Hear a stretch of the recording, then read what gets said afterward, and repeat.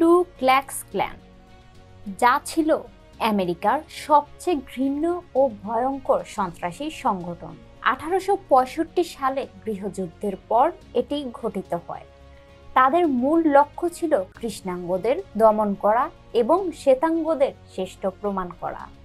তারা সাদা পোশাক পরে, মুখ ঢেকে রাতে ঘরে ঘরে গিয়ে মানুষকে ভয় দেখাতো, মারধর করত, এমনকি পুড়িয়ে মারত।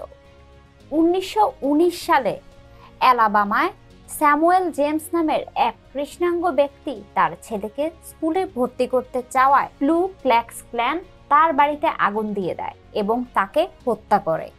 তারা শুধু কৃষ্ণাঙ্গ নয়, ইহুদি, মুসলিম, ক্যাথলিক ও অভিবাসীদের বিরুদ্ধেও সহিংসতা চালিয়েছে। আজ তাদের শক্তি কমে এলেও ঘৃণায় রাজনীতি এখনো কিছু মানুষ ব্যবহার করে। আমাদের উচিত এই ইতিহাস থেকে শিক্ষা নিয়ে ভালোবাসা, সহানুভূতি আর মানবতা দিয়ে ঘৃণার বিরুদ্ধে রুখে দাঁড়ানো।